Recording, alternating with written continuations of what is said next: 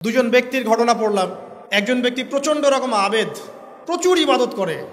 আপনারা জানেন ইবলিসও কিন্তু আবেদ ছিল, ইবলিস কিন্তু প্রচুর ইবাদত করেছে। এখন ওই ব্যক্তির একজন বন্ধু ছিল, এটা বানু ইসরাইলদের ঘটনা। তো সেই বন্ধু পাপী ছিল, বিভিন্ন কবিরা গুনাহ করত। আর এই আবেদ ব্যক্তি বারবার তাকে নসিহত করত, গুনাহ ছেড়ে দাও, তুমি পাপ করছো, গুনাহ ছেড়ে দাও।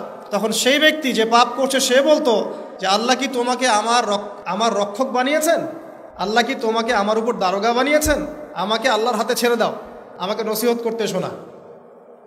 একদিন এই আবেদ ব্যক্তি তার বন্ধুকে একটা জঘন্য পাপ করতে দেখলো, এমন একটা পাপ যেটা দেখে তার মনে ধারণা আসলো এটা চরম জঘন্য একটা কাজ। তখন সে মুখ ফসকে বলে ফেলল যে আল্লাহ তোকে আর মাফ করবে না, আল্লাহ তোকে জান্নাত দিবে না। আল্লাহ রাব্বুল আলামিন মালাকুল মউতকে এই দুজনের কাছে পাঠালেন, দুজনের রূহকে কবজ করা হলো। এবার আল্লাহ পাক তার সামনে তাদেরকে উপস্থাপন করে বললেন যে তোমাকে আমার রহমত সম্পর্কে কে গ্যারান্টি দিয়েছে যে আমি কাউকে রহমত করব কি করব না? যাও, আমি তোমাকে জাহান্নামে পাঠালাম, ওই ব্যক্তি যে আমার রহমত প্রত্যাশা করেছে আমি তাকে জান্নাত দিয়ে দিলাম। দেখুন, এই হাদিসটা শুনলে মনে হয় বাহ্যিক হয়তোবা মুখের একটা কথার কারণেই সে জাহান্নামে চলে গেল।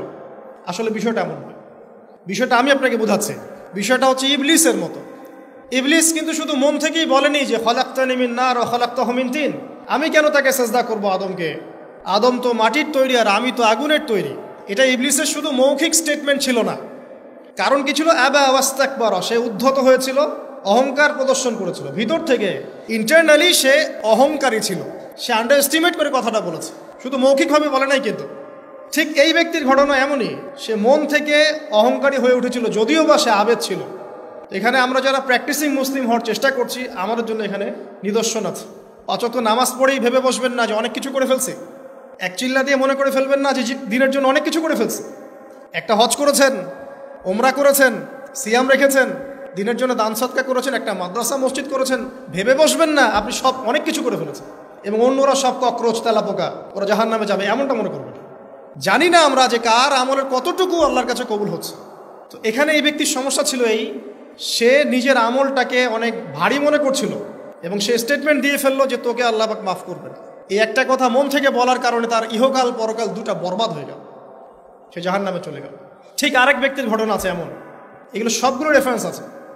এক ব্যক্তি প্রচুর ইবাদত করত, আল্লাহ পাক তার ইবাদত করার জন্যে পাহাড়ের চূড়ায় একটা সুন্দর ব্যবস্থাও করে দিয়েছিলেন, সেখানে ডালিম গাছ হতো, ঝর্ণা আসতো, খাবারের কোনো অভাব নাই। হাদিস এসেছে 500 বছর সে ইবাদত করেছে। কত বছর? কিয়ামতের মাঠে এই ব্যক্তির অবস্থা এমন হবে, তাকে জান্নাতে প্রবেশ করানোর জন্য নিয়ে যেতে বলা হবে যাও আমার রহমতে জান্নাতে চলে যাও। আল্লাহ পাক তাকে এই কথাটা বলবেন, কিন্তু এই ব্যক্তি বলবে আমার আমলের কারণে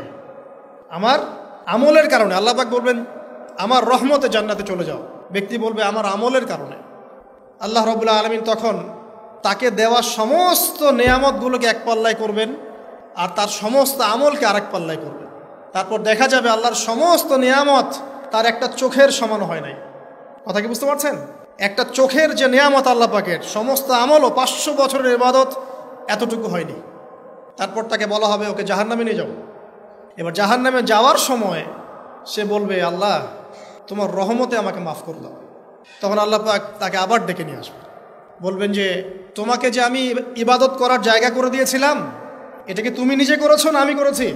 সে বলবে আপনি করেছেন। তোমাকে যে আমি সৃষ্টি করেছিলাম তখন কি তুমি কোনো আমল করেছিলে? বলবে না। তাহলে তোমাকে যে সৃষ্টি করেছি আমি, এটা কি তোমার আমলের কারণে? না। তোমাকে সারা দুনিয়াতে এত নিয়ামত দিয়েছি, এটা কি তোমার আমলের কারণে? সে বলবে না। তখন তাকে জান্নাতে প্রবেশ করানো হবে। কিয়ামতের মাঠে এমন অনেক ঘটনা ঘটবে যেটা আমাদের চিন্তার বাইরে।